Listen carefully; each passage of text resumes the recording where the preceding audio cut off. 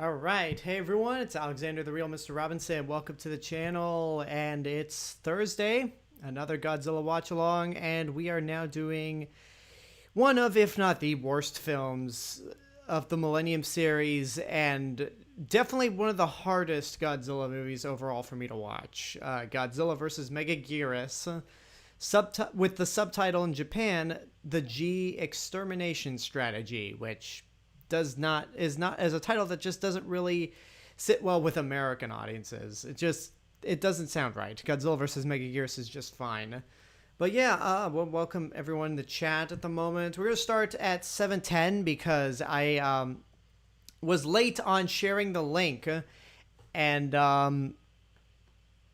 yeah, so just giving more people a chance to come in, join the chat. And we got the regulars here: Razor Bike, R Flow, Spiders Prime, GZL100. Glad you're all here. And I know I keep saying this. If you're lurking in the chat, if you're watching the stream live but not interacting with the chat, I encourage you to do that. But apparently it only says there are 4 viewers watching, so that's fine. So in that case, I will address the people who are watching this in post. I encourage you to watch one of these live, especially since next week is going to be the 2 best films of the Millennium series. So yeah, we got to get through this one first before we can get to the good stuff. And yeah, again, next week we get the 2 best films of the Millennium series. Razor Bike says, so I heard LA got a minor earthquake this morning. How was it?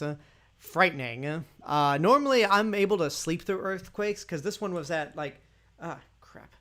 This earthquake was at around 4:30 in the morning. It woke me up, and then I managed to go back to sleep, and then 2 hours later we got an aftershock that woke me up, this time permanently. So I'm a little tired, but not too tired to watch Godzilla and stuff. And the only thing that could have made that earthquake worse is if we actually had Godzilla show up. I mean, I wouldn't put it past 2020 to actually do something like that. Since Lord knows, Trump now has someone talking about alien DNA or just, I'm not going to even get into it. It's so stupid, super ridiculous. GZL100 says, how do you make a psychological thriller?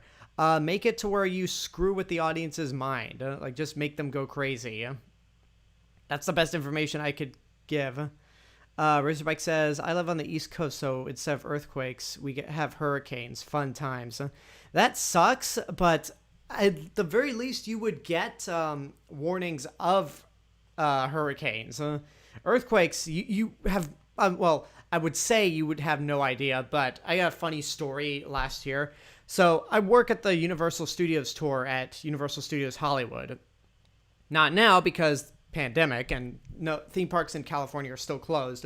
But I was working 4th of July. I had a radio with me, and the radio starts going off saying, warning, earthquake approaching. And so my coworker and I just kind of look at each other like, that was weird. And then we just kind of brushed it off. 30 seconds later, an earthquake happens.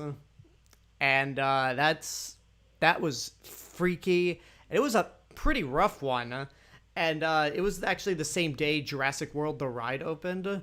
And I read someone on Twitter saying,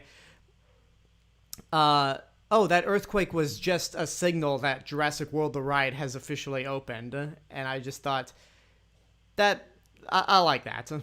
But then today, after the earthquake, the Twitter account of Universal Studios Hollywood says, no thanks 2020, we have our own earthquake ride, which is funny as well. All right, so we got a few more people entering the stream. Once again, I encourage you to participate in the chat, and it is 7:10, meaning we are going to start up the movie. Hold on one second.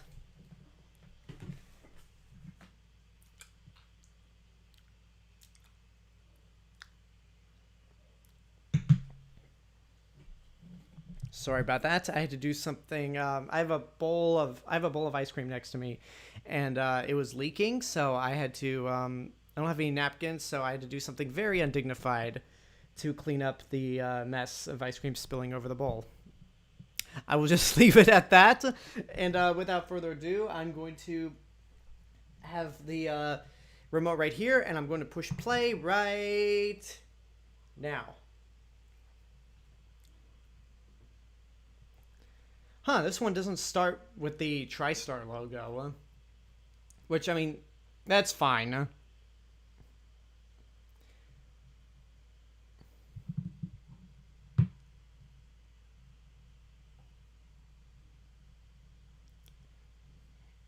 Nichie News.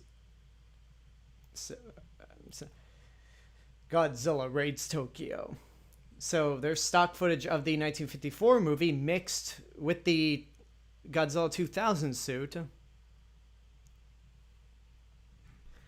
And this opening of the film is kind of a big red flag in terms of how I feel about this movie. Because it pretty much alters the events of the 1954 movie to where Godzilla never dies. So yeah, Godzilla never dies in this continuity, which, boo. Like, you undo that powerful ending of the original film.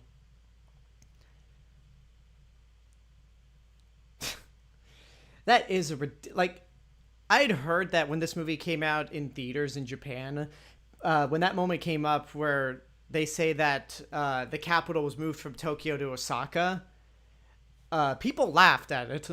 Which, I mean, that is ridiculous, because that is the equivalent of moving the White House to New York City.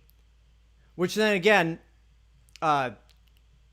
he could just, Trump is in the White House, so he could plant it right next to Trump Tower.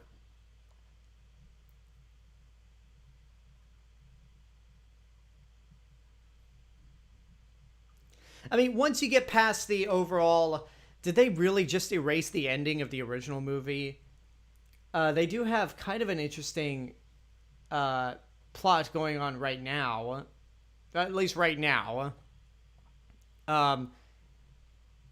Where, Japan realize they have to give up nuclear energy to keep Godzilla from attacking their country. Wow, those are terrible CGI bullet trains. Then we cut to 1996 where they try solar, wind, and nothing seems to work.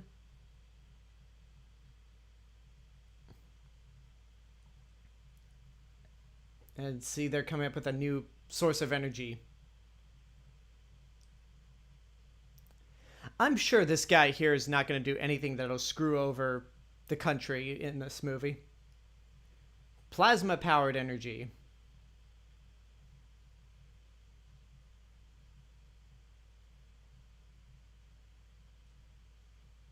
Let's say, however. So we can all assume that, yeah, Godzilla is attracted to that stuff.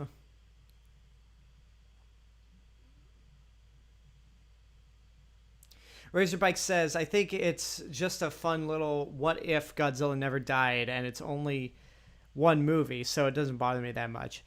It bothers me in the sense that it would be fine if they did something with it, but they don't. They don't do anything with that revisionist history, and it's in the worst Godzilla movie in the Millennium series.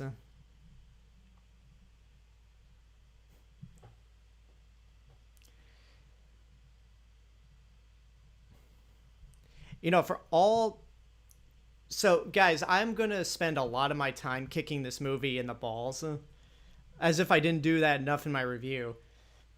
But if there's one thing that I will give this movie credit for, the one thing I will absolutely praise this film for, it's the score. The score by...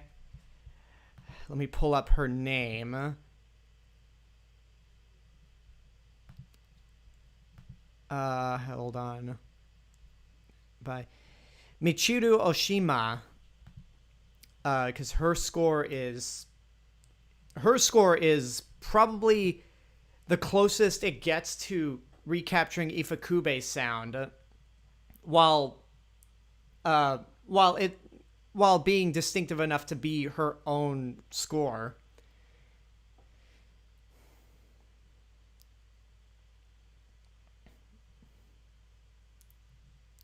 Okay, who was the idiot that decided, hey, what are we gonna do to stop Godzilla? I know, bazookas.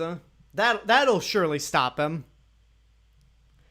Nothing could go wrong in this operation of using bazookas against a giant radioactive indestructible monster.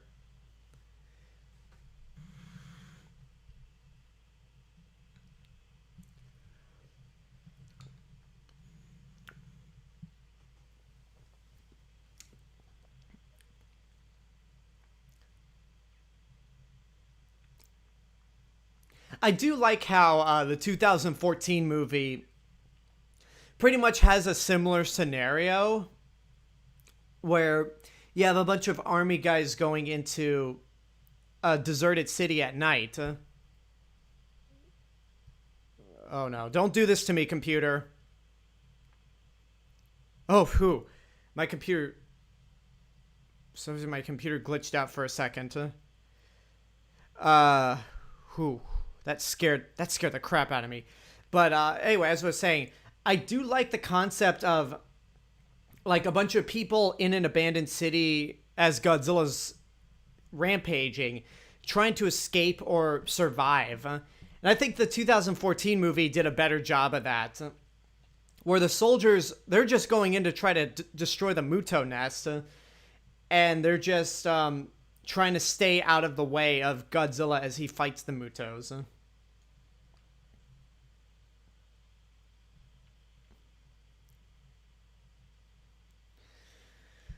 Unfortunately, my stream health is poor. But hopefully you guys can, like, if you guys can hear me clearly, then hopefully that's all that matters. Black Wolf 249 having a problem with Microsoft Edge. I don't use Microsoft Edge. I use OBS. But this was a I don't know what the situation is.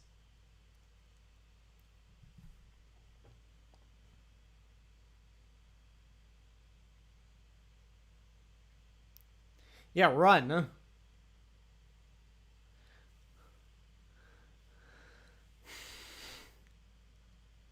Yeah, don't stand there. Run.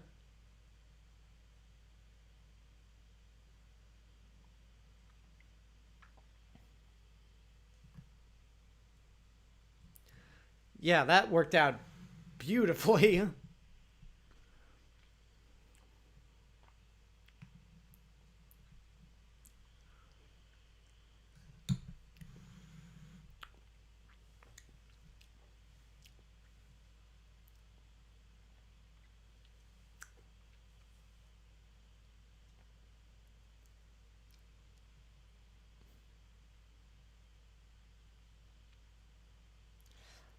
And then Godzilla instantly killed her. That's what should have happened, because we don't see her run away. So it would be a miracle that she even outran Godzilla after shooting another bazooka at him. Which that plot, I'm sorry. I look at it and just kind of think, well, you guys kind of brought that on yourselves. Because it was a poorly conceived plot to begin with. And you lost your entire squad, all but one. And it was kind of the general's fault that the general brought that on himself. I'm sorry.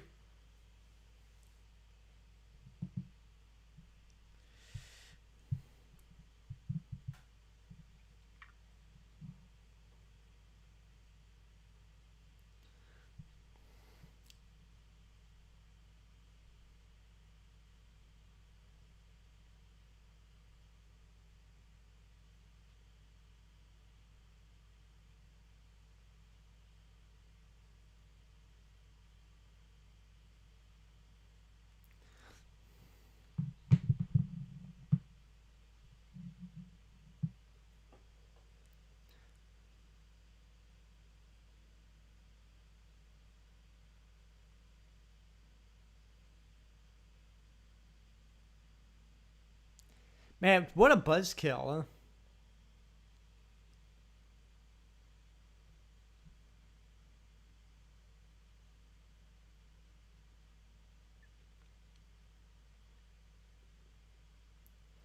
It's still like, why are the kids disappointed?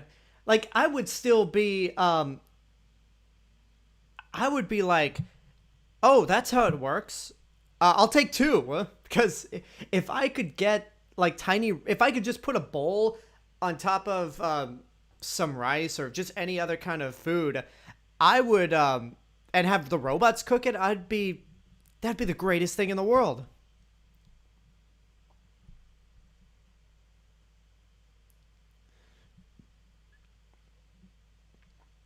Okay, their organization, I don't think I've ever given this as much thought as I have until now, but the organization is called G Graspers. Phrasing all that much?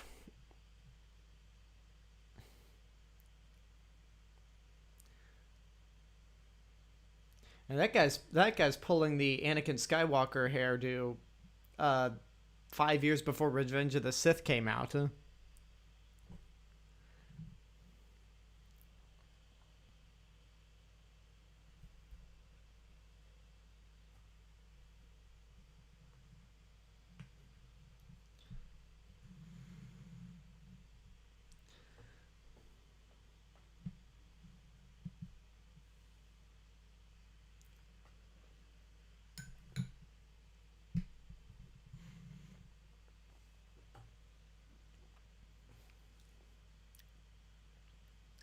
Somebody said, um,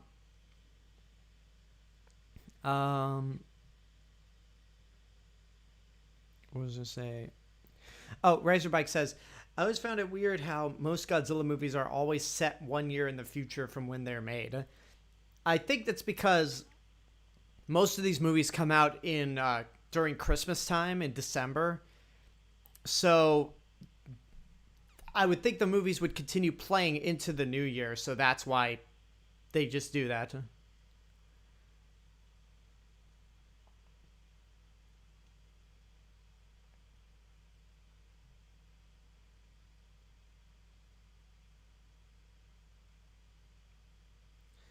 Yeah, I'm not a fan of the main character this time around. Um, yeah, Kuriko is just like her character. She's just kind of bland. She's she suffers from all the same problems that Haruo suffers from in the anime trilogy, where it's like um they just have this everlasting grudge against Godzilla, and for me, I'm just like, it sucks, but it's been years. You got to get over it.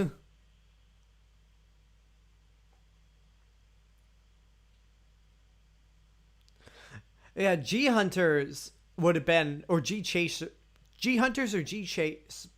Why can't I say that correctly? G Chasers. There you go. And G Hunters would have been a much better name.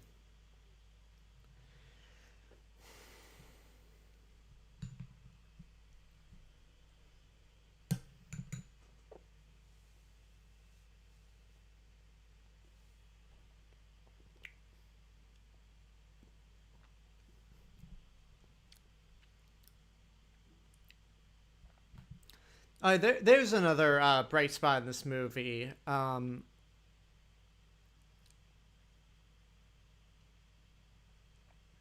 Yuriko Hoshi, who we haven't seen in the series since Mothra versus Godzilla and Ghidorah the Three-Headed Monster. Oh, excellent. Stream health is excellent again. Cool. Black Wolf 249 says, Kuriku's just there. Akane is more interesting. Oh, that's interesting because here we get the obligatory backstory.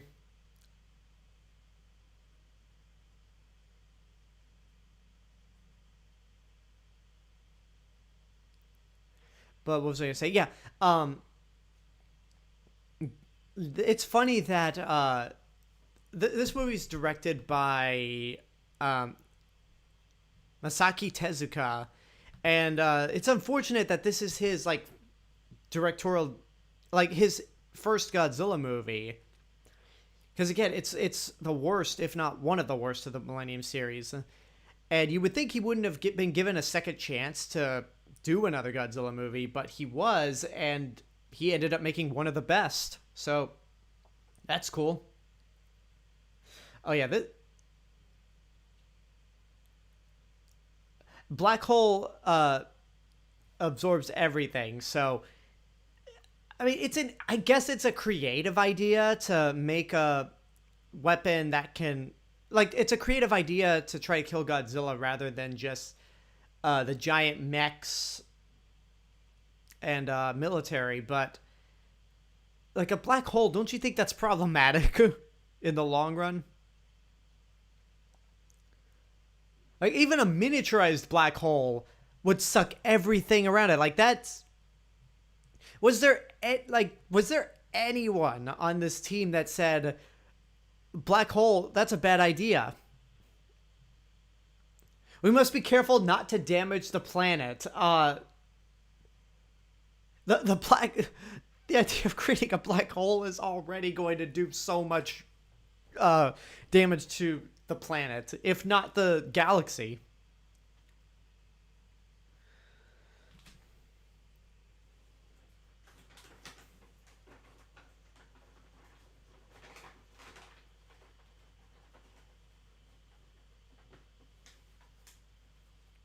Spiders Prime says the science is weird. That's putting it nicely.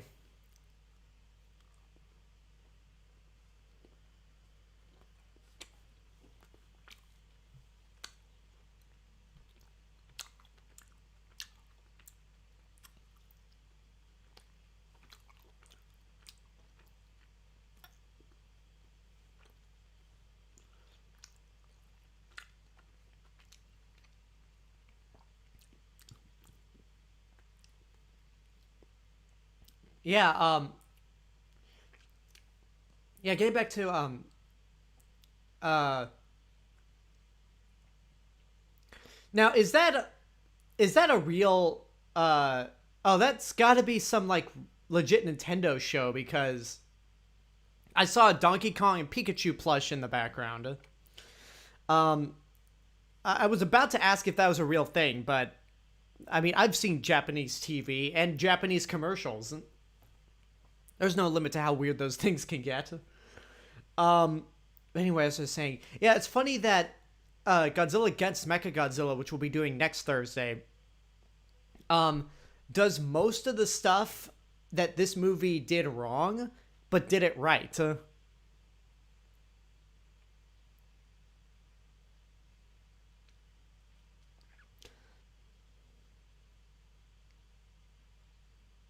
This entire movie's conflict is because of that kid's fault.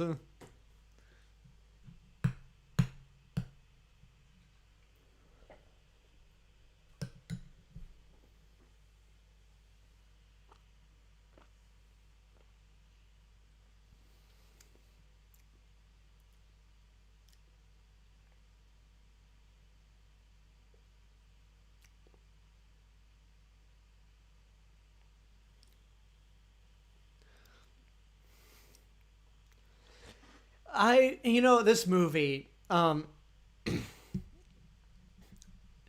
how it's playing right now, like, I actually, if I remember correctly, when I did a review for this back in 2018, when I had to rewatch this movie, I think I may have actually stopped, like, the movie got so dull that I think I had to stop it. I was watching it at night, and I think I had to stop it, and then, finish it the next morning. That's kind of a testament to how much I don't like this movie.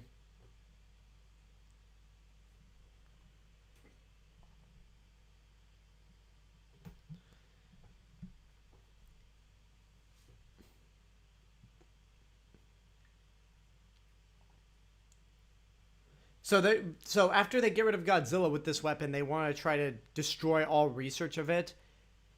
That's pretty much what Sarazawa was doing in the oxygen with the oxygen destroyer. So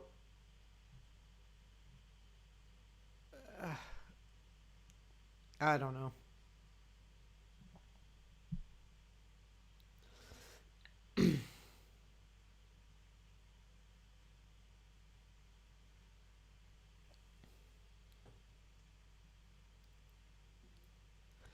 I don't claim to be an expert in black holes, but I'm pretty sure you don't need sunglasses to, like... I'm pretty sure black holes won't be too bright to the point where you need sunglasses.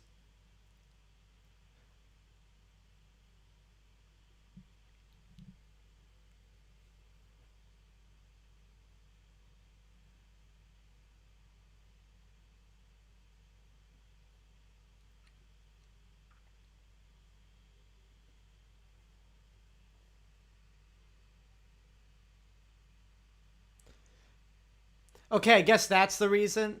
Okay, I stand corrected.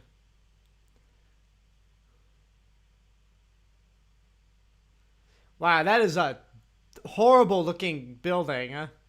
Like, even for miniature standards. Okay, yeah. Okay, I stand corrected. Not again.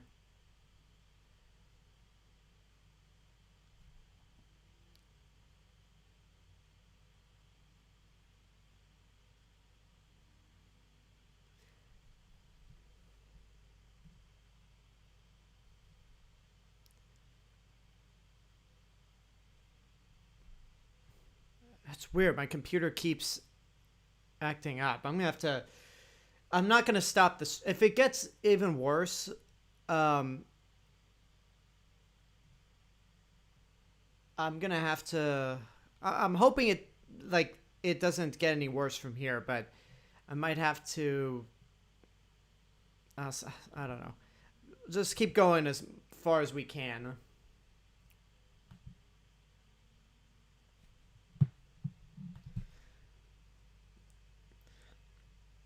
No witnesses.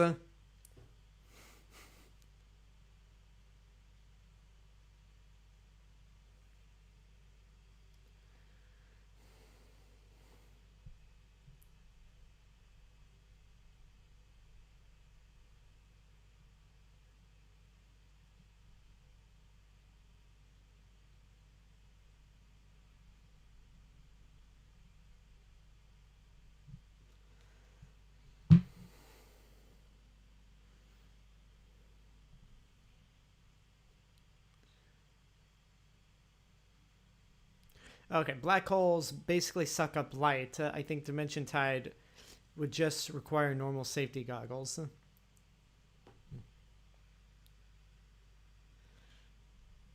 Yeah, G Grasper is not a very appealing name for an anti-Godzilla organization.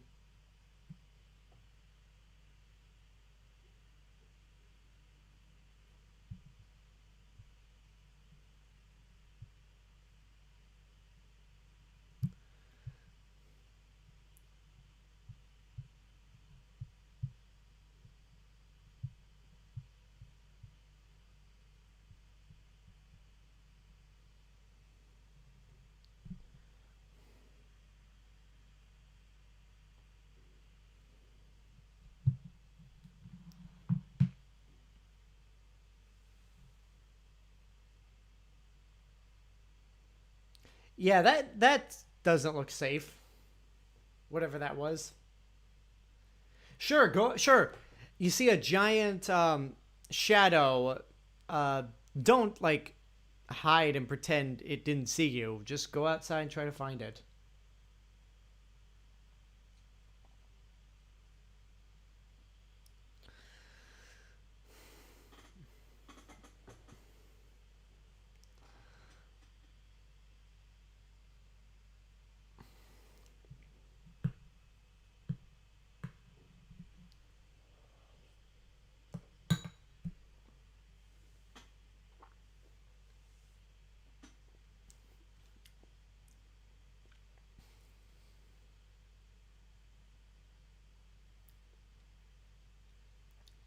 Yeah, if I were that kid, if I were the kid, if I were in this kid's position, I would just put that shit down just go somewhere else or ask G Grasper to take care of it.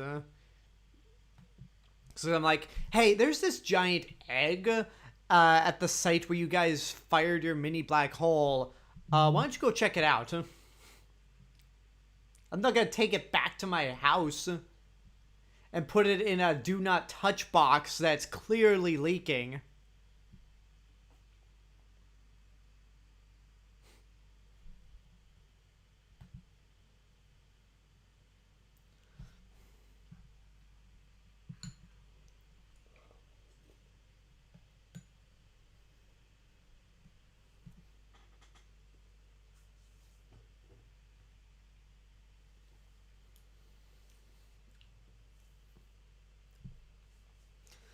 Well, that egg had a good run in his house.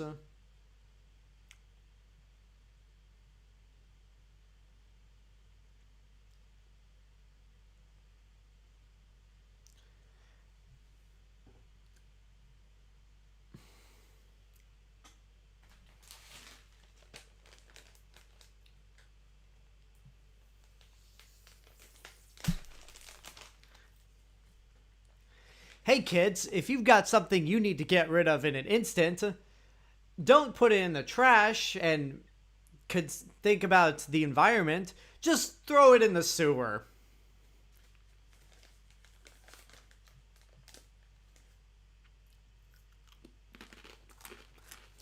The fact that he's running after he does it, like that doesn't make you innocent.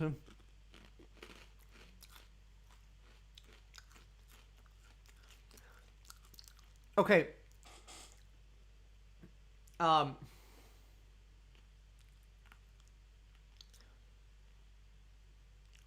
Okay, no, you know, I was going to say something like that. I was about to say, you guys are going up against a giant monster. There's no need for, like, being in shape. But this is just a regular gym, so sure, that's acceptable. It's not like you have to learn... It's not like in Mechagodzilla 2 where they have to learn karate in order to pilot a giant mechanical Godzilla.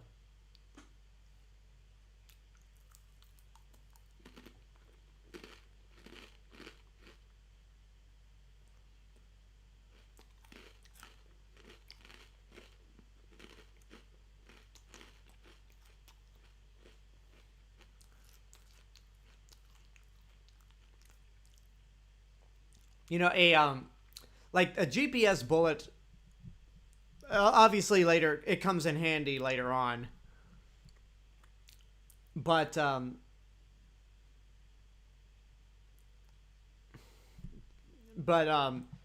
you know, the more logical thing would be GPS flare, if that's even possible.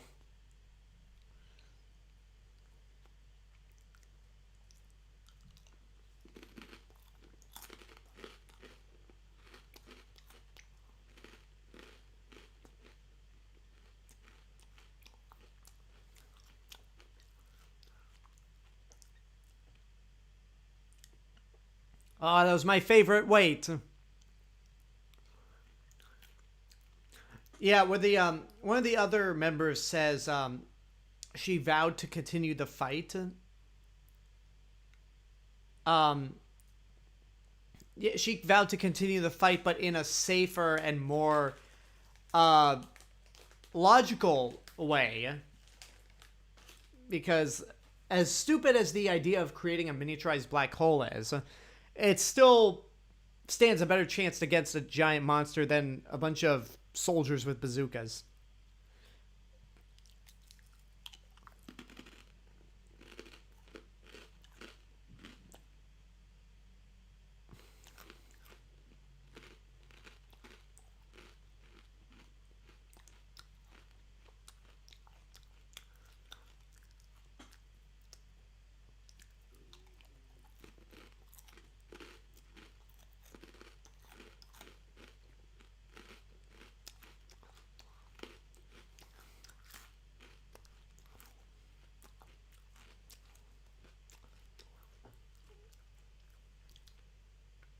We know that kid's not innocent.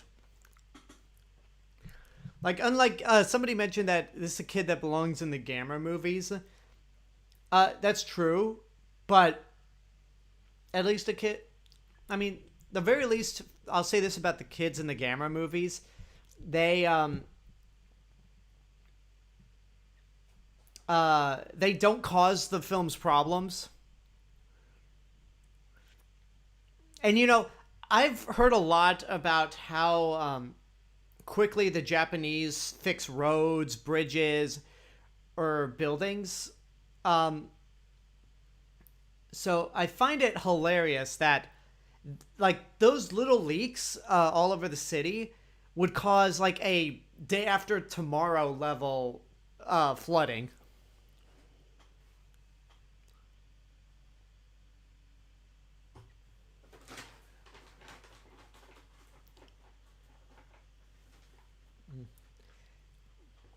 If this were a horror movie, well, I guess this sequence is a horror movie. She just did the whole "I'll be right back" moment, and in the words of to quote Scream, never, ever in your life say "I'll be right back" because you won't be back.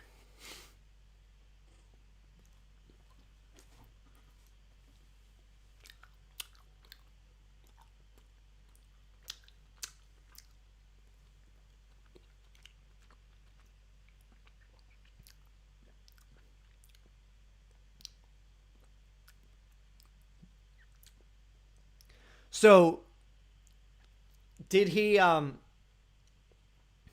bleed black sludge?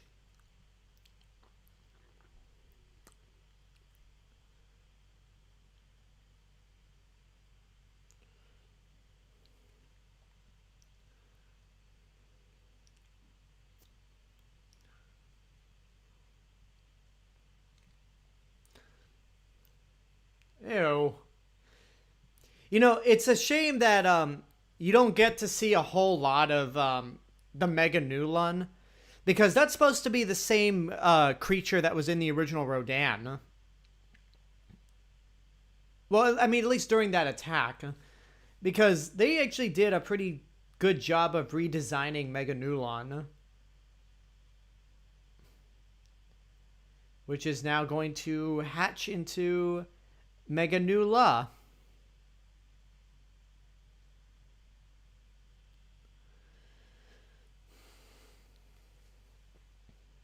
With very awful looking Japanese CGI from the year 2000.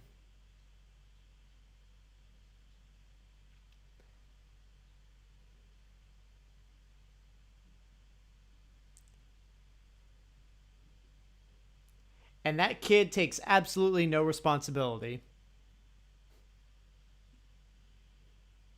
So this kid, because of this kid, he was responsible for the death of two people,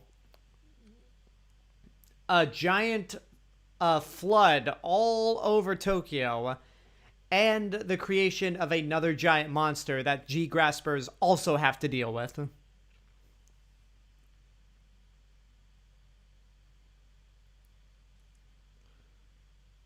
It really isn't your It really isn't your fault? No. No high-ranking officer in a military group would ever say something like that.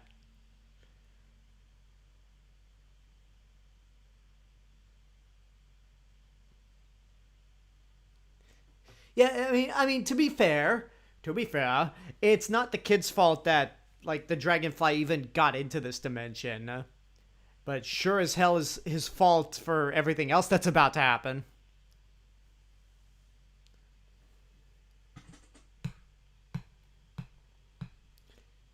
Man, they are. This movie's really milking the death of her commanding officer.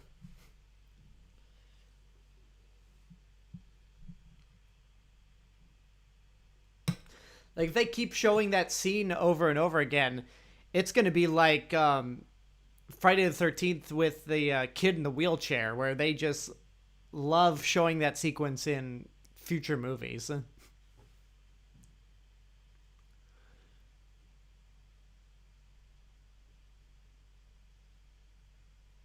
So wait, this dragonfly egg came into from another dimension, but there's an entire book about what this. You know what? Why am I even questioning it? It's a movie about a giant radioactive dinosaur, miniaturized black hole gun, and a giant killer dragonfly. I'm thinking about this way too hard.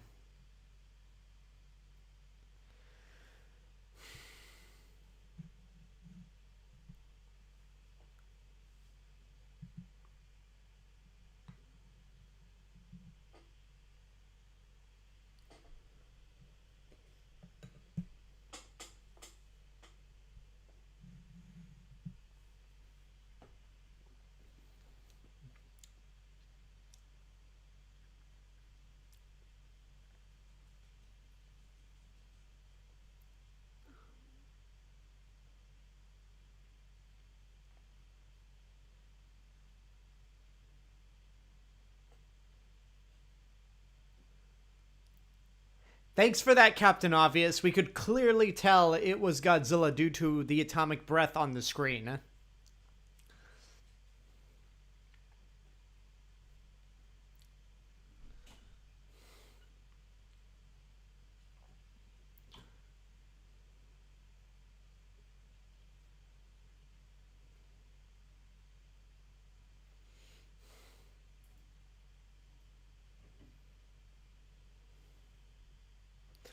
Okay, the griffin is the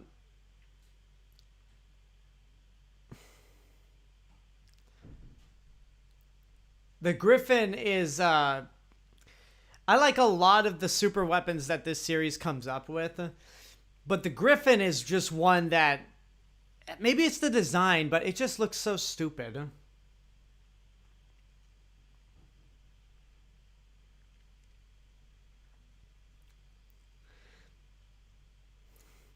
Gzilla 100, why you gotta spoil the movie?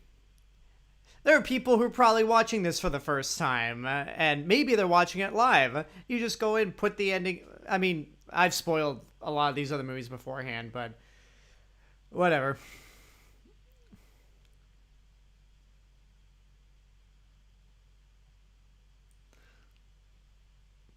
Yeah, I'm not a fan of the Griffin.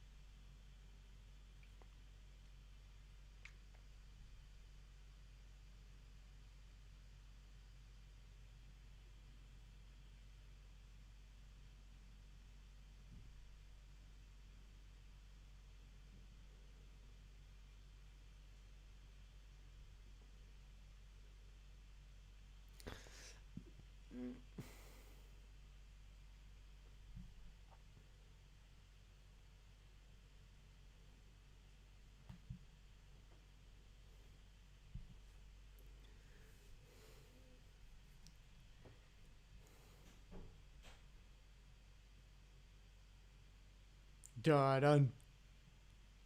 Da-dum.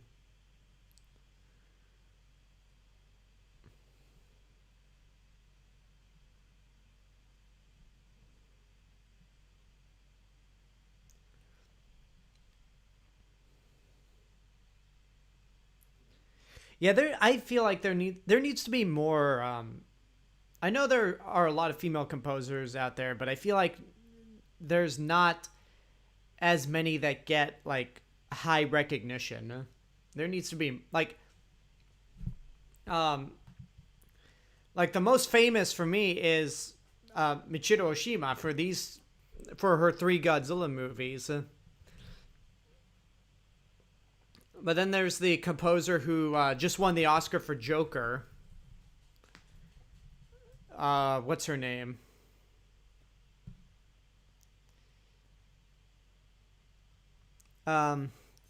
Hildur Gonadontir.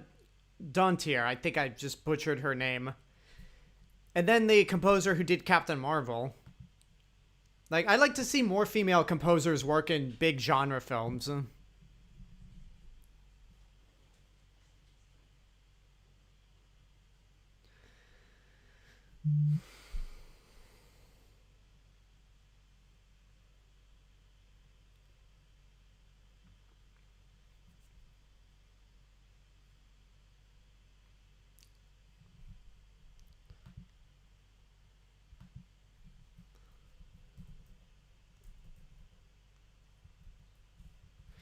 This is cool because this is the first movie. This is the first movie in the franchise where somebody actually touches Godzilla, and we wouldn't see something like this again up until King of the Monsters. It really does give you a it puts into perspective how big Godzilla is. Gzilla 100 says Joker is a movie I need to see once and never see again. Yes, but I probably say yes for different reasons because I hate that movie outside of Joaquin Phoenix and the score.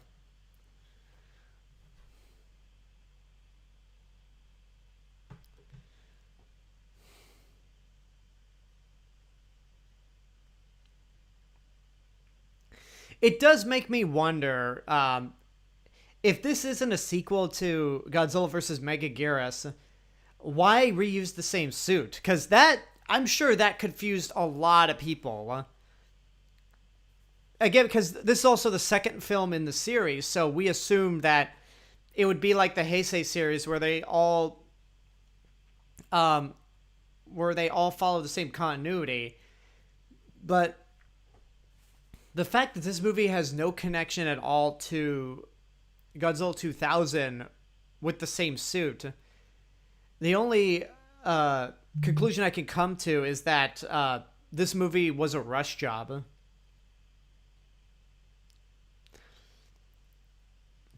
Which that would explain a lot of the film's bad special effects.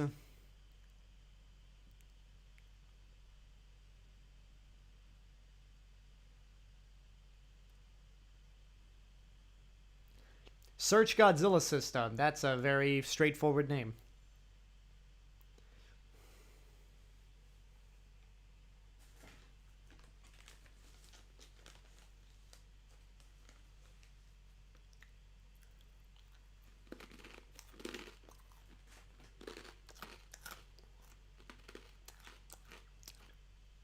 DT, huh?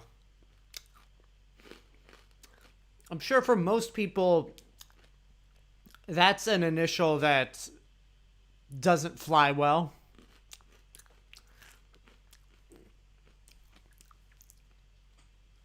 Unless, of course, DT means double toasted, in which case I approve.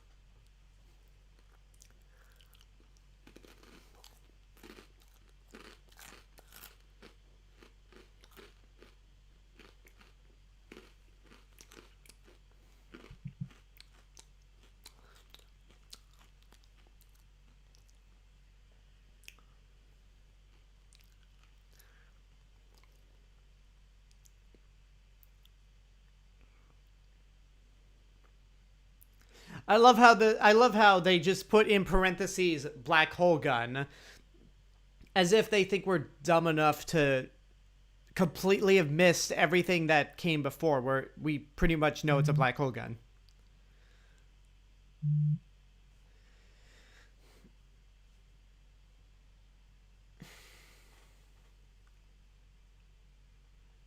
Okay, so Meganula was an ancient dragonfly.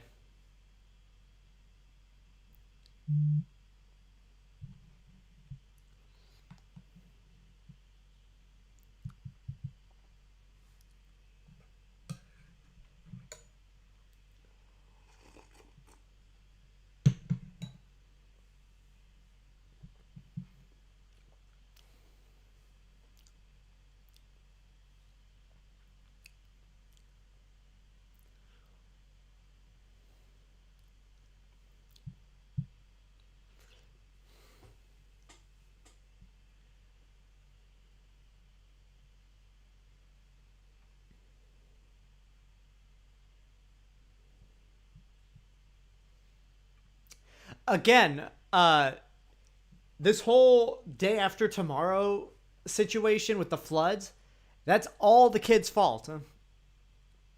And also, this kid doesn't show up for the rest of the movie. Or at least I'm pretty sure he doesn't. Not until the post-credit sequence, which this is the only Godzilla movie besides the anime trilogy and King of the Monsters.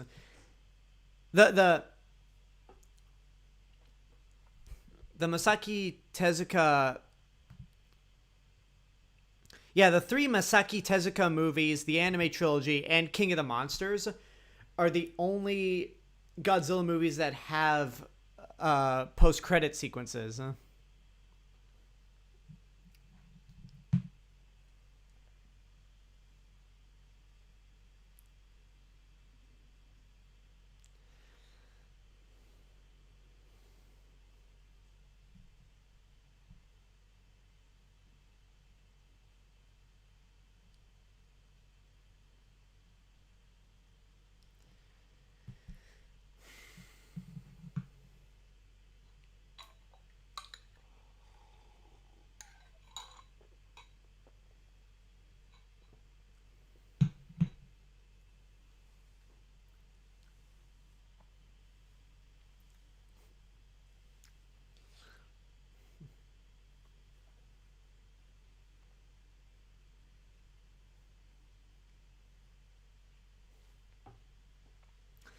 Again, this is all the kid's fault.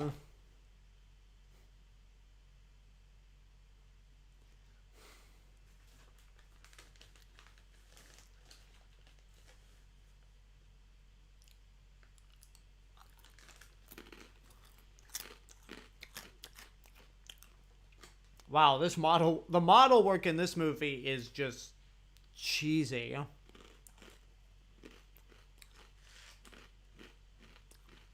Like it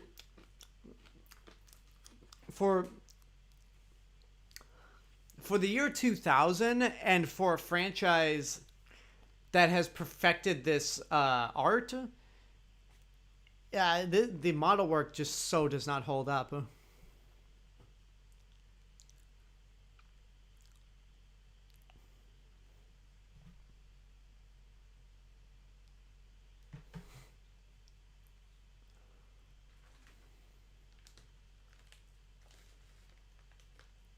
Yeah, you might want to have second thoughts about saying that what the kid did wasn't his fault.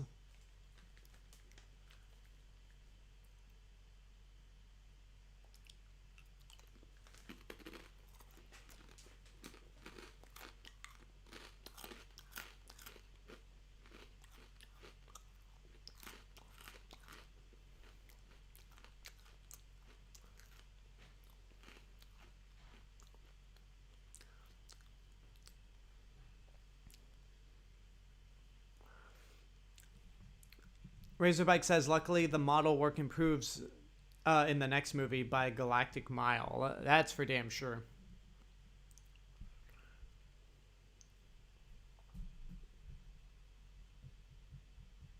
My computer's doing the weird screen thing again.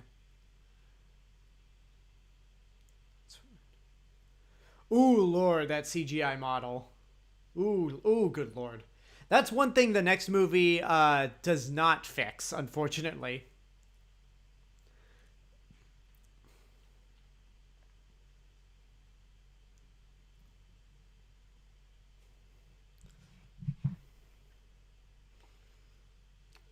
Okay, if my screen keeps glitching up again right now, I'm gonna take a video of it.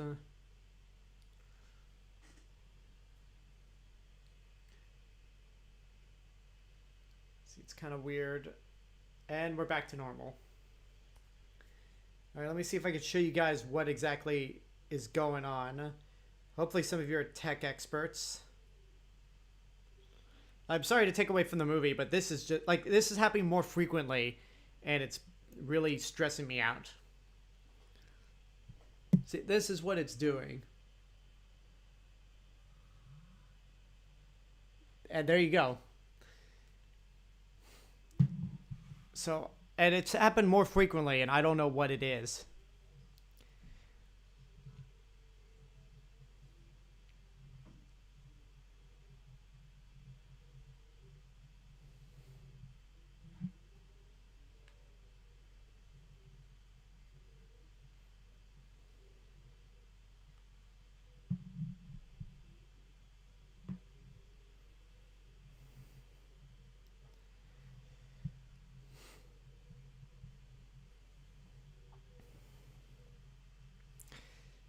Razorbike says, I still think the CGI in GMK looks better than the first two movies here. That's not saying much, though.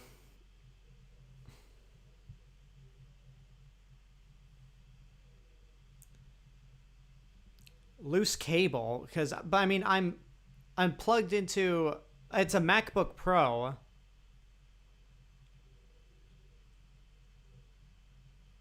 And the monitor keeps going back up. So I don't know what the situation is.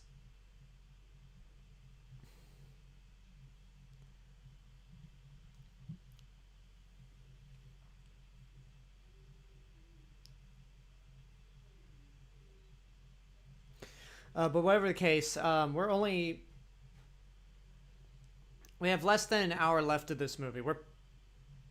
We're at the 51-minute mark, so I'm going to as soon as this movie ends, or at least the post-credit sequence, I'm going to stop the stream and shut the computer down for a bit. Which I probably shouldn't, because I have an assignment that's due at midnight.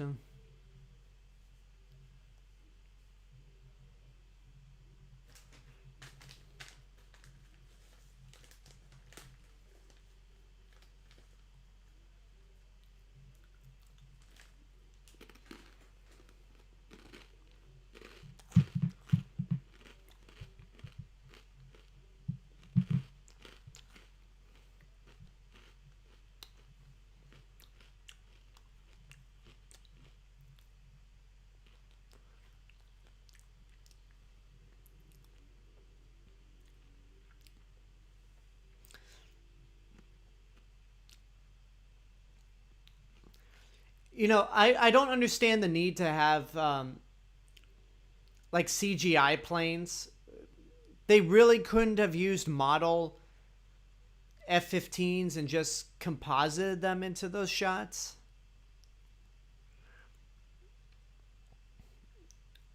Ooh. Like, that CGI Godzilla looks worse than the one in the last movie.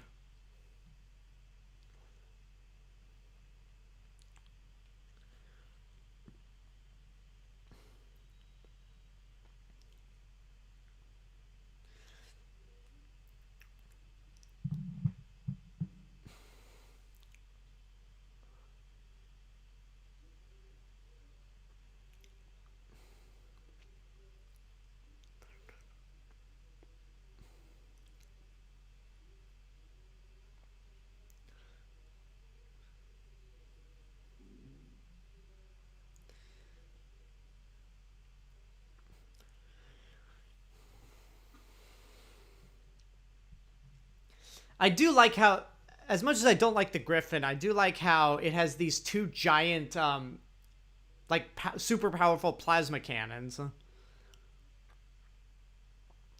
That's a nice touch, how the water kind of boils around Godzilla as he charges his atomic breath.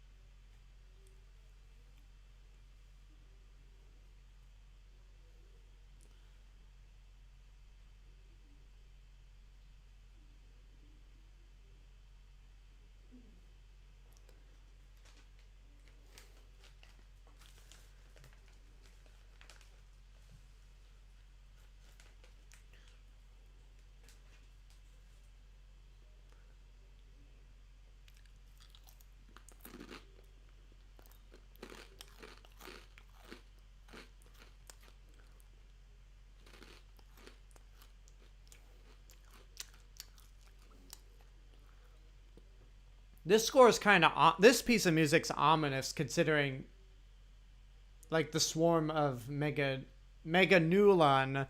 turning into Meganula.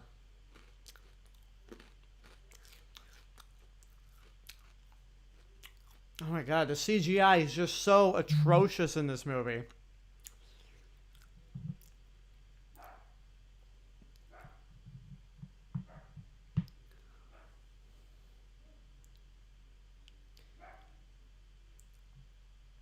The worst that happens is the soldiers fall into the water. Nobody actually gets killed. And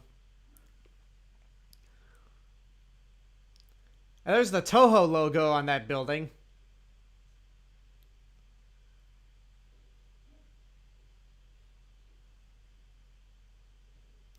Yeah, the flooding is getting ridiculous to the point where it's like it's consuming most of the buildings.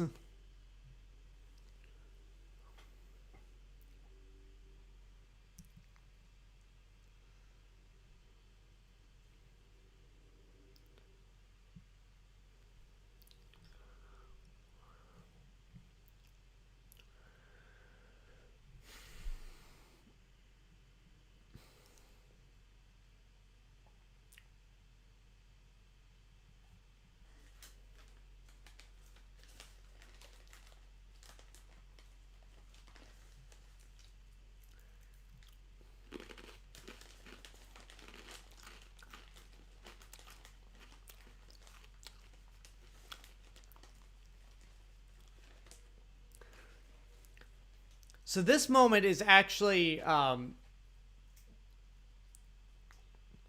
this moment is actually my favorite of the movie. Like the scene where Godzilla fights the swarm of Meganula is probably the best scene in the movie, even though there's a lot of bad CGI on the Meganula. It allows Godzilla to be a little more creative in how he has to kill these things.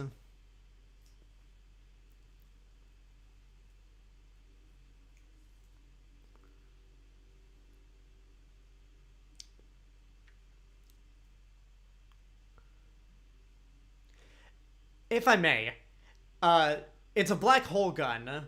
Do they actually have to aim at Godzilla? Since it's going to suck up everything around him, can't they just aim in the area he's standing? I don't know.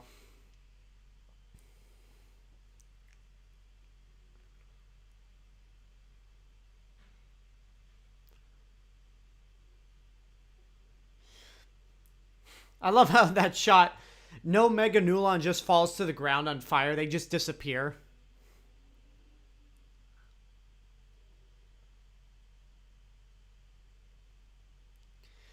Razorbike says, hey, the Millennium movie CGI walked so Shin Godzilla CG could run. Yeah, but even then the CGI in Shin Godzilla is not flawless either. It's definitely more credible CGI than in this movie, but when the CGI in Shin Godzilla is bad, it's really bad.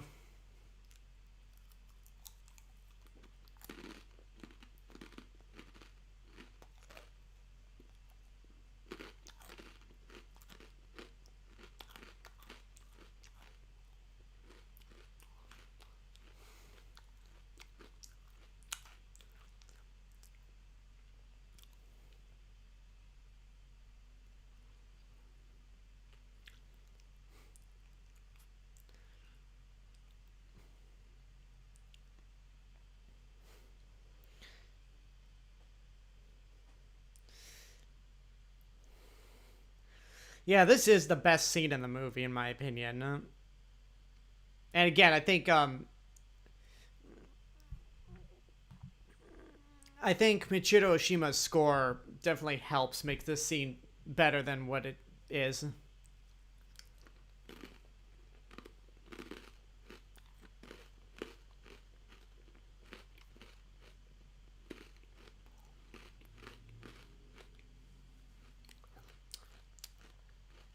And those Meganulon are on fire, and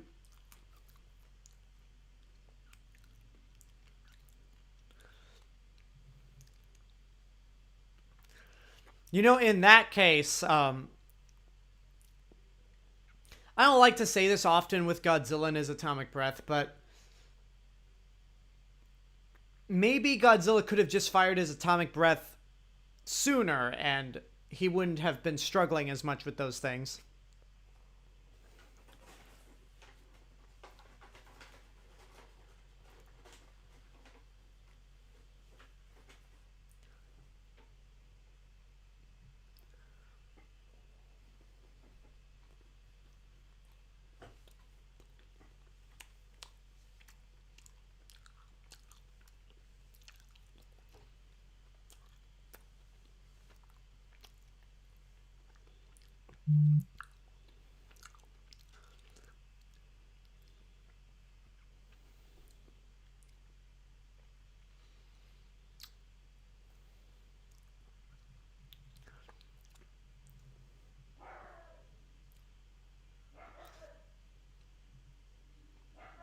Godzilla looks so confused.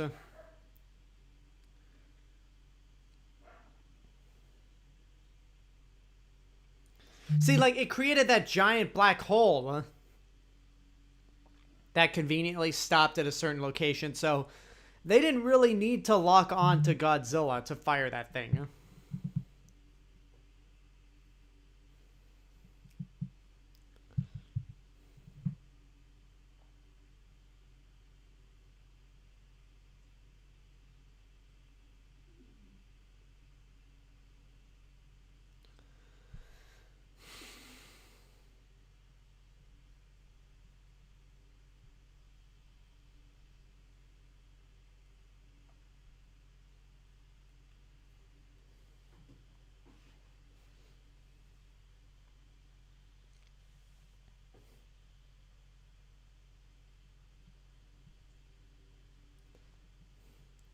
Surprise! It didn't work.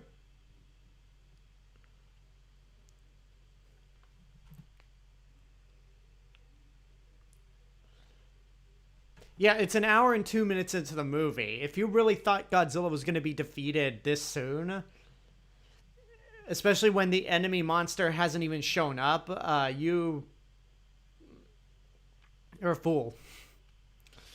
But, yeah, that instance, you got to give them credit to just continue with trying to use the Dimension Tide on Godzilla, because in any other circumstance, if Godzilla survived that, again,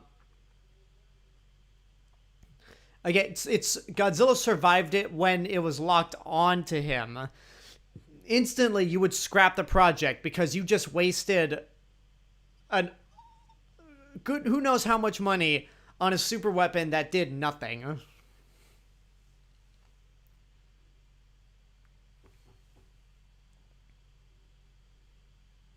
But no, they decided to give this Dimension Tide another shot. As soon as it finishes recharging.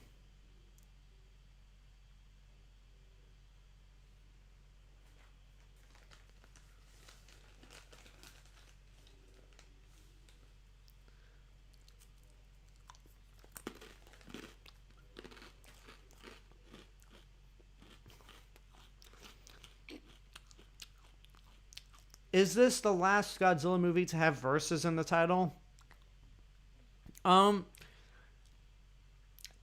Yeah, I mean, if we're talking about like the actual word, yes, but technically you could say Godzilla against Mechagodzilla is pretty much versus. I mean, that's what it's called in Japan. But because we need to distinguish all three Godzilla versus Mechagodzilla movies, they decided to use Godzilla against Mechagodzilla when it came to the US release. But yeah, the next, like, if you want to be accurate, if you want to be technical in terms of US titles, this is the last movie with verses in the title until we get Godzilla versus Kong.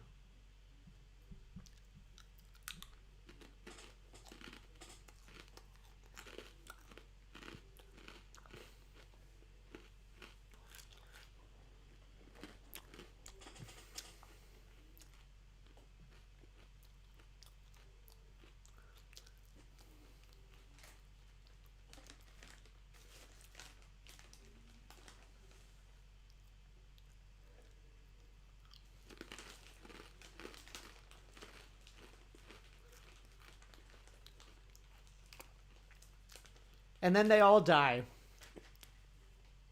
They all die for the good of their queen.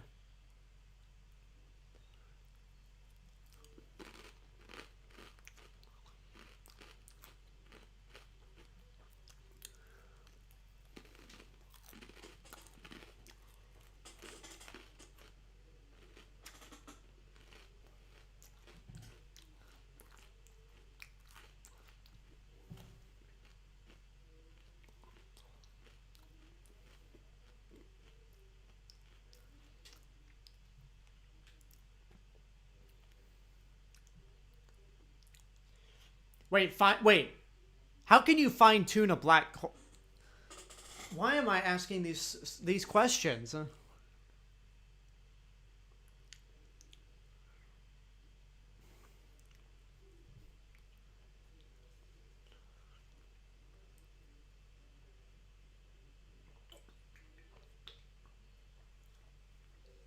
Huh, so Godzilla never actually attacks Osaka in this movie. Osaka's featured, but unlike Godzilla Raids Again and Biollante, he doesn't attack it.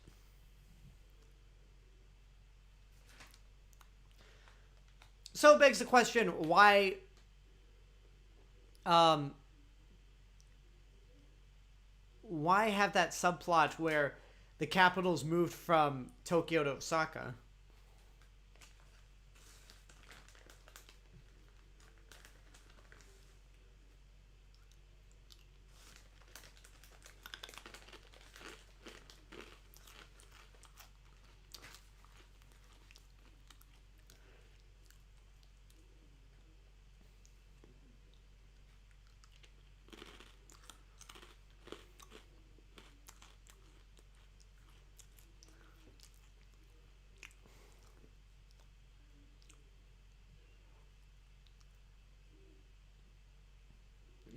Here she comes.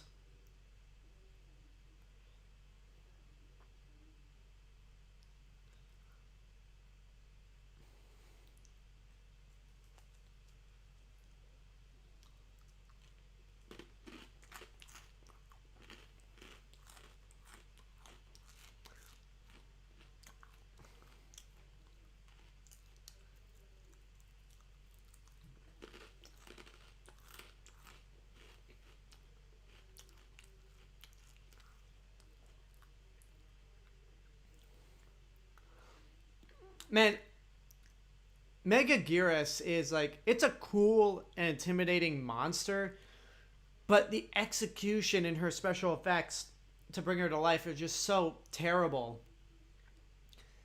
Because Megaguirus is supposed to be a monster. It's a dragonfly, so her wings are naturally supposed to flap constantly. But there's so many moments in this movie where Megaguirus, just like there, that shot there, there's so many shots where Megaguirus just kind of floats in the sky.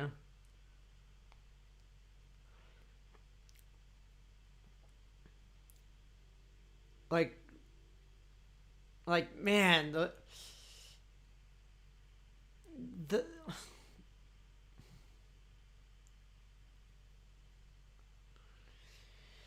like her execution is terrible.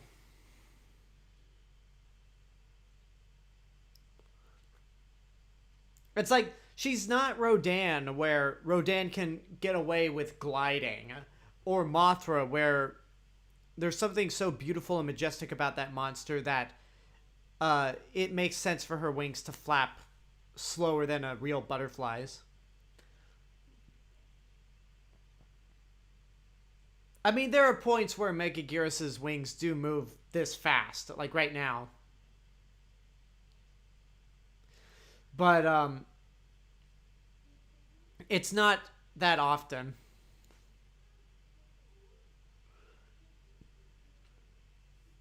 Man, last time that building was destroyed, the building with the 109 on it, I believe was Gamma 3.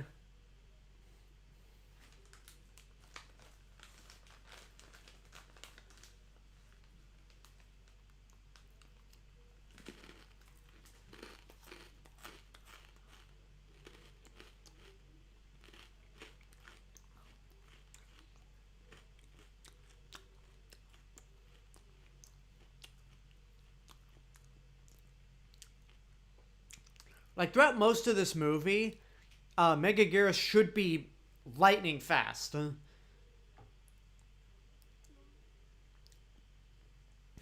Our Flo says, it just looks weird with how big the body is compared to the wings.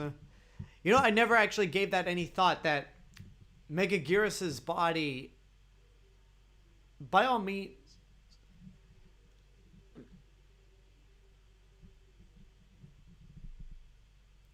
like Megaguirus's wings,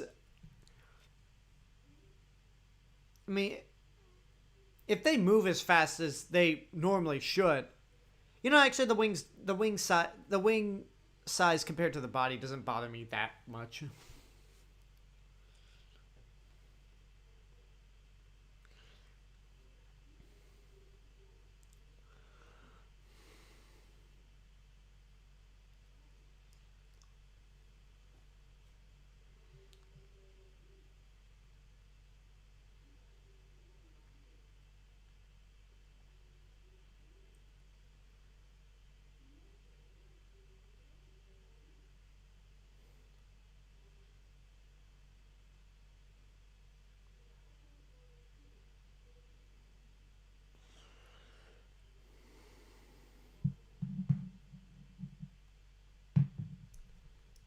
Again, that ugly CGI Godzilla.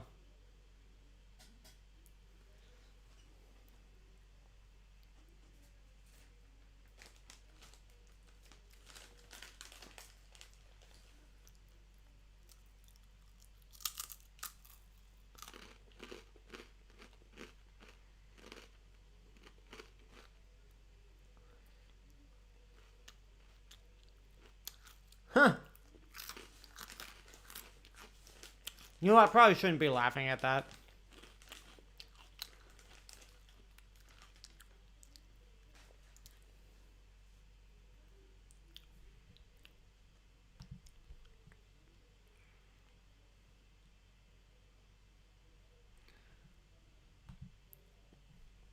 Weird. Spiders Prime says, weird that they called a female kaiju a king, not queen. I think that's more because the subtitles here aren't based off the actual Japanese translation, but more of the dub.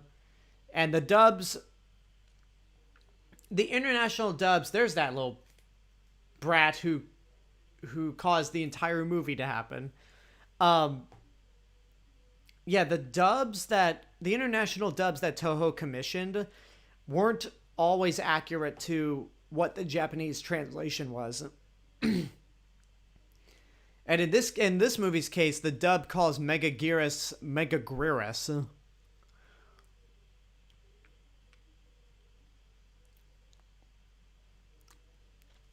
So I'm sure if you were to actually translate the film in authentic Japanese, based off the actual Japanese script and not the dub, they would call Megaguirus a queen.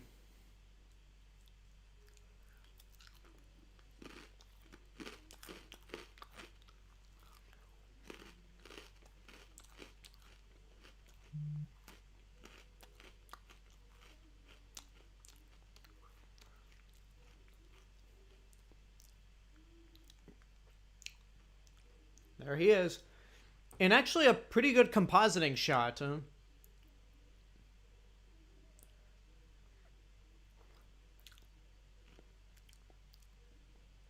It is good that they snuck in the Ifukube theme for this moment.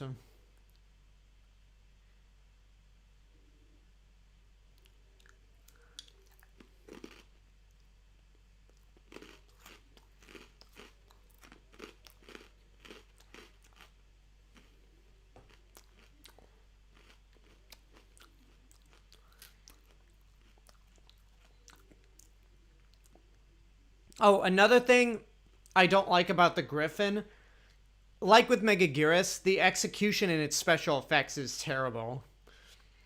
Because it's like, look at that shot right there. Like you could tell that Griffin's not actually in the same frame as Godzilla.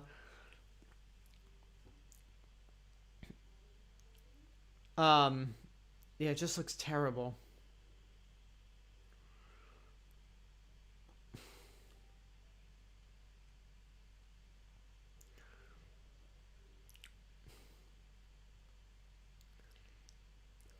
Yeah, Megaguirus is also just too stiff. Like, her legs should be moving more, and she's just not animated. I mean, not literally, but there's nothing about her that screams, like lively. She's just such a stiff monster in terms of her execution. I hate this slow motion. Like contextually, like within the context of Megaguirus, I get that those slow motion moments are supposed to be like what she sees, but I always hated the slow motion where they kind of like where the film's missing some frames.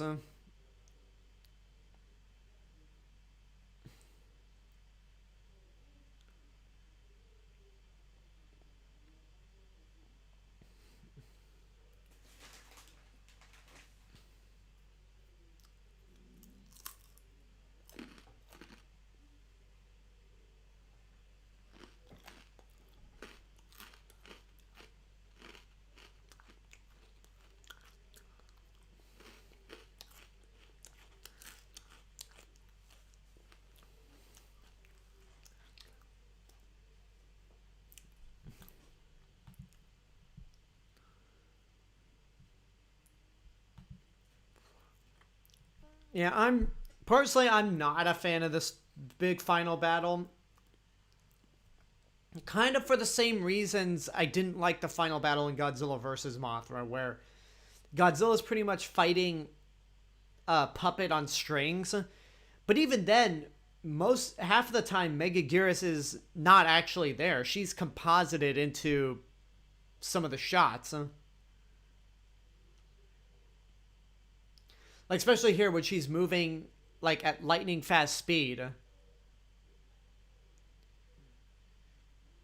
Um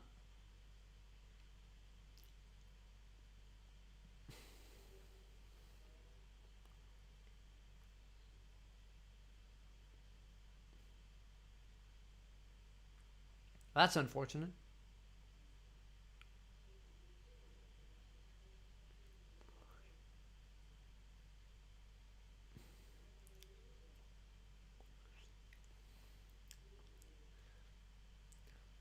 Like right that shot when she just buzzes away, it's clear that she's not there.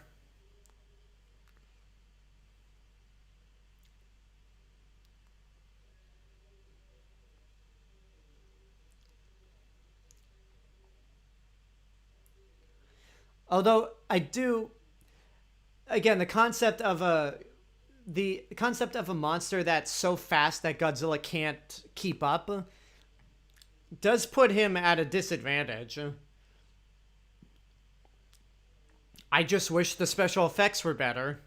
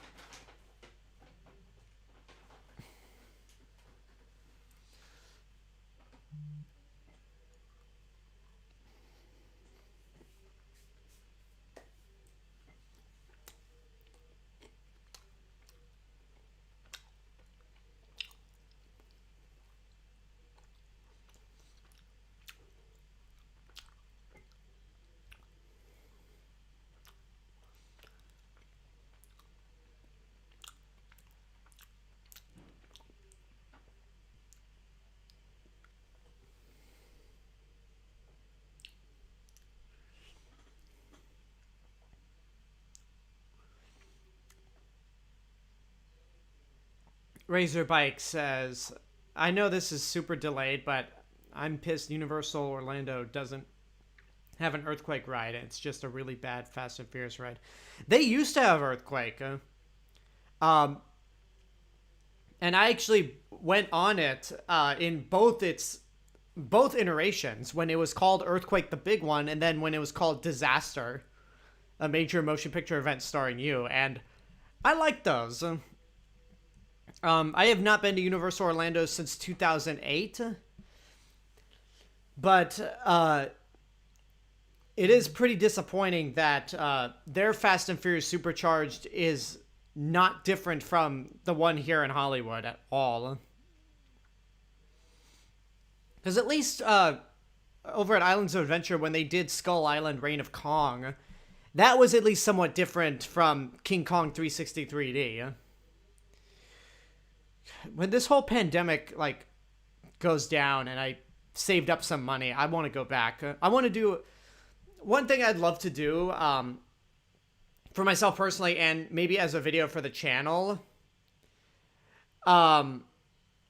is do like a big vacation like vlog video of my trip to both Universal Orlando Resort and Walt Disney World. Because I've only been to Walt Disney World once, and that was Epcot. Never been to Magic Kingdom, Hollywood Studios, or Animal Kingdom. Oh, right. This shot coming up when Megaguirus is about to drop that part of the building on Godzilla. There's a weird shot where there's this where Megaguirus does the CGI grin right there. Like it's so you can tell that they just it's weird. Yeah, Megaguirus is clearly not there. Like you could tell she's composited in.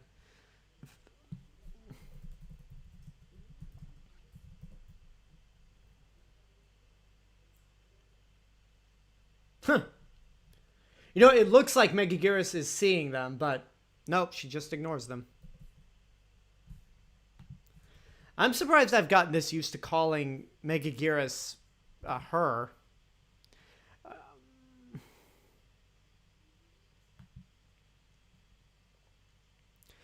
Razorbike says, "Poor Godzilla gets hit in the dick." That actually reminded me of there's a Letterboxd review for this movie.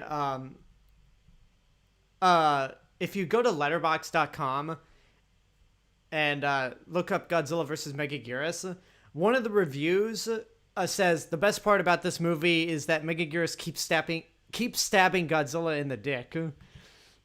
That made me laugh. I saw that right before doing this stream. I mentioned this earlier.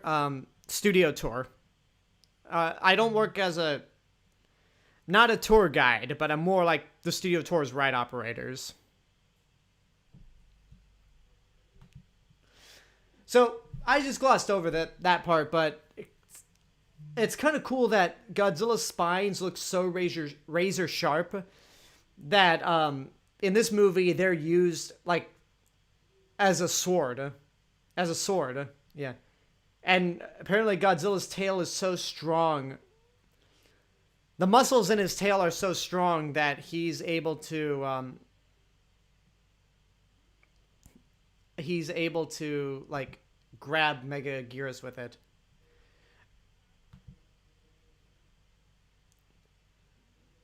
Okay, here's another funny Letterboxd thing about Godzilla that I just found.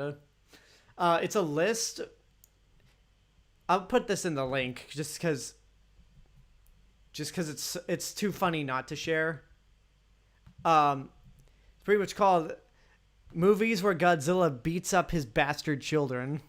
It's Godzilla vs. Biollante, Space Godzilla 2000, Megaguirus, and Son of Godzilla.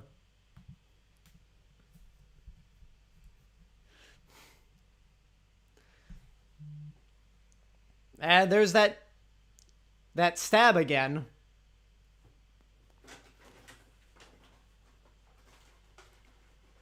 Megaguirus is just... Now, that shot where Megaguirus... Like, that moment right there where Godzilla and Megaguirus are at close range, that has to be, like, somebody in a Megaguirus suit. That can't be an actual prop. Oh, here comes the funniest moment. For those of you who have never seen this movie before, just watch.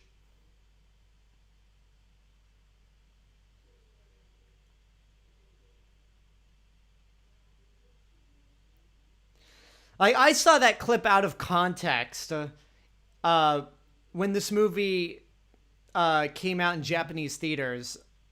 Or I saw out of context on the internet. And it was one of the few Godzilla movies that I didn't see. So I was so confused. Like, there's a movie... I was so confused. Like, wait, the sequel to Godzilla 2000 has Godzilla jumping up into the air, doing a body slam on a giant dragonfly.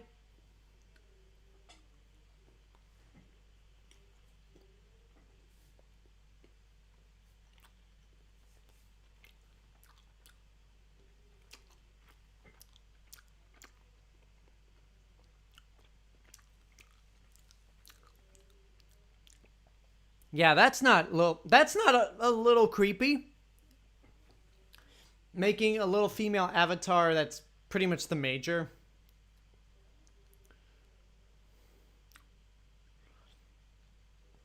It is funny how, like, it's pretty much a video game that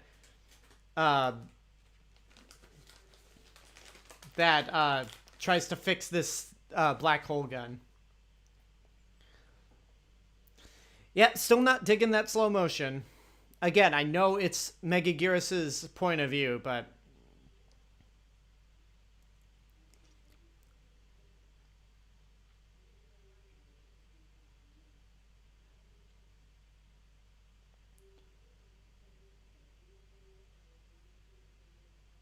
That's cool. I like how in Godzilla Save the Earth, where if you know how to use Megaguirus against other monsters, when you perform a beam attack, literally, like, if you do the correct like combos, the actual beams from the monster you're fighting as Megaguirus can come out of her tail. Like, if you're fighting Godzilla, his atomic breath will come out of her tail. If you fight King Ghidorah, his gravity beam will come out of her tail. If you fight Mothra, her antenna beams will come out of Megaguirus' tail.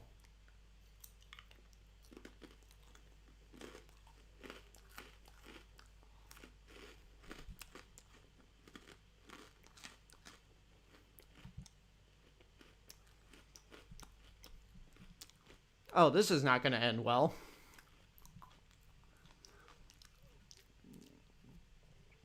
Stabbed in the face.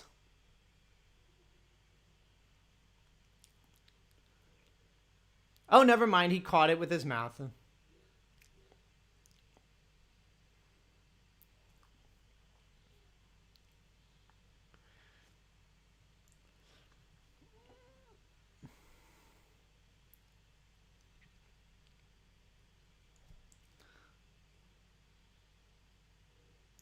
It is kind of disappointing that for Megaguirus, all it would take to kill her is just one blast from his atomic breath.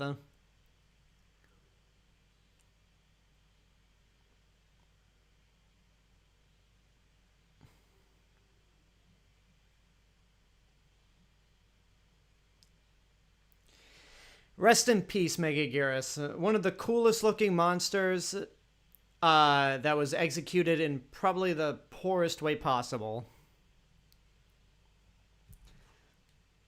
But hey, we still have about 15 minutes left of this movie. We still gotta take care of Godzilla. Oh yeah, now there's a satellite falling towards Earth.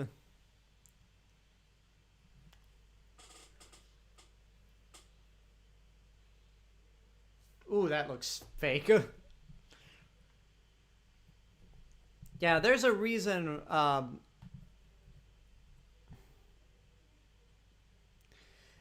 yeah, the special effects director of this movie,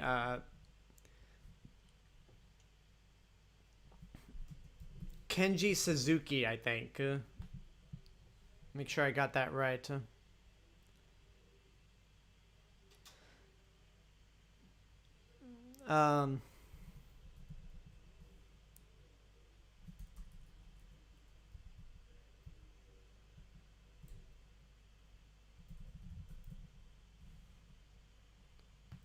Hold on. Give me a second, folks.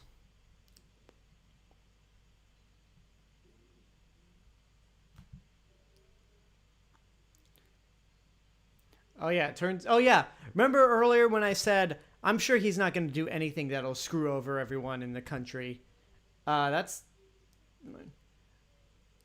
the compositing work on Godzilla doesn't look terrible, but Shin Godzilla made that shot look a lot better.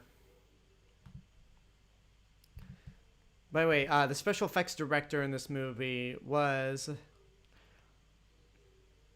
Kenji Suzuki. And like I said last time, he did the special effects. He was an assistant special effects director for Koichi Kawakita.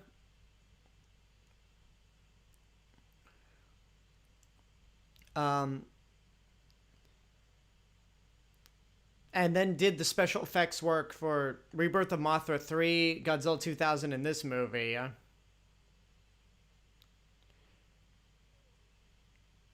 And unfortunately, after this, he would not do the special effects for the series going forward.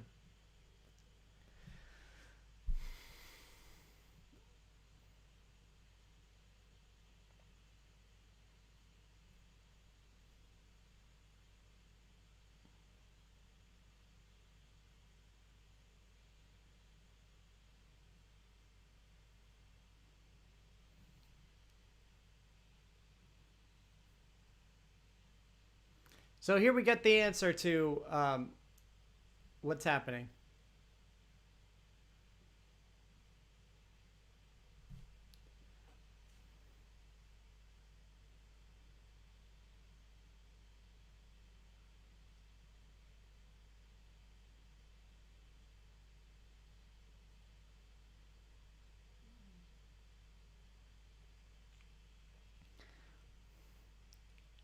Man, in every country,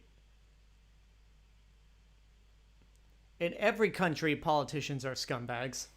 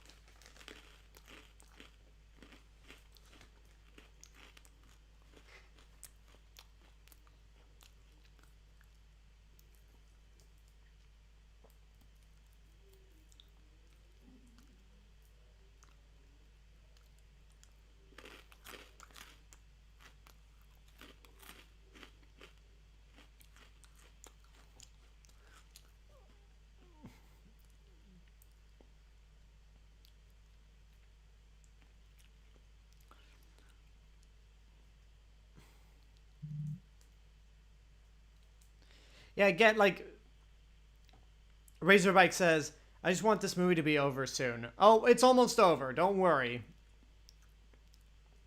For those of you watching this movie as well who have never seen this before and don't like it, don't worry, it's over. And yeah, I mean, we'll see how I feel when we get to Final Wars, because I really debate back and forth on what's the worst for me in the Millennium series, this or Final Wars. Right now, this movie's really starting to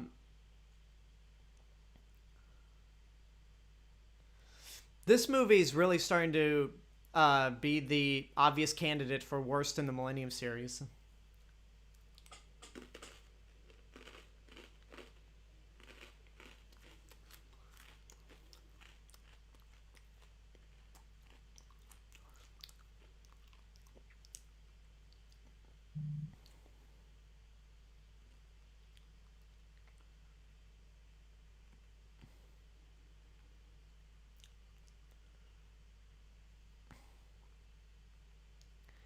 Yeah, this scenario, I feel like they're just drawing it out. So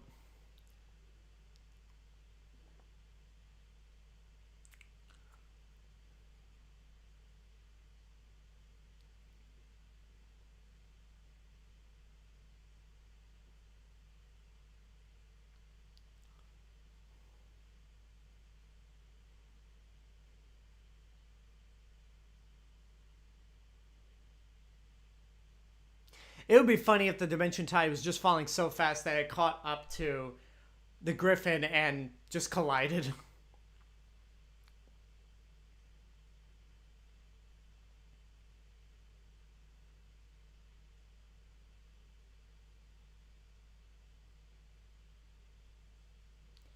No, you're not. You're not authorized to fire the Dimension Tide.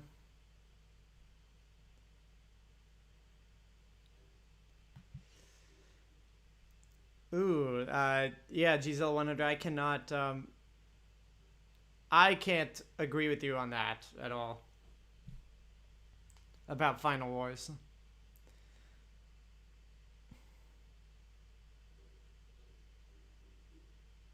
Boom.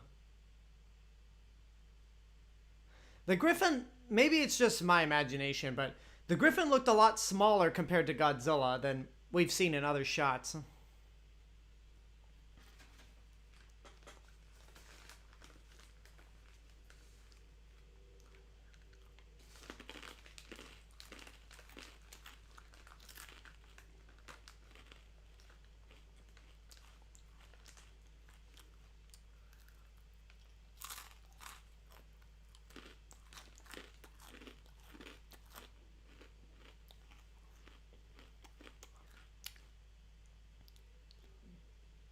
You know what that image?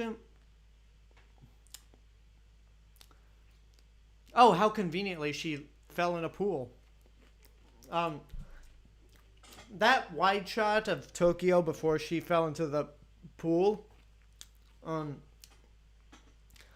very reminiscent of a nuclear bomb going off in the middle of the city. So, I don't know.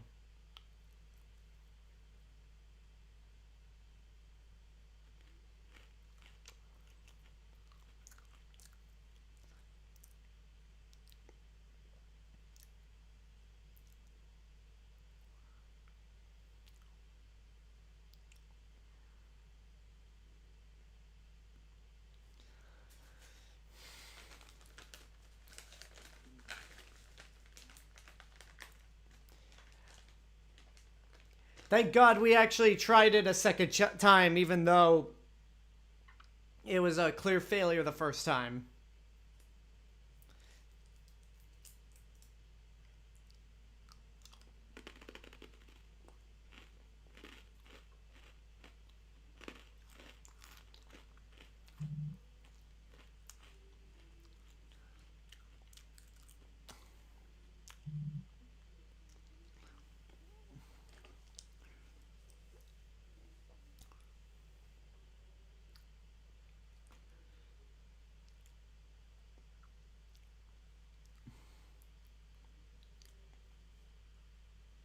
Since I never knew about the after credit scene, 8 9 year old me thought I had seen Godzilla die for the third movie in a row. Uh, I mean, it's an end credit scene that's like the end credit scene in this movie is equivalent to the end credit scene in X-Men Apocalypse, where it sets up something in the future, but they never follow up on it. And okay, I don't know if I've actually told this story, but when I saw X-Men Apocalypse, I saw it at a press screening a couple weeks before it came out. Like I literally saw it the day after I saw Captain America: Civil War. And I remember like the theater full of critics and uh, journalists.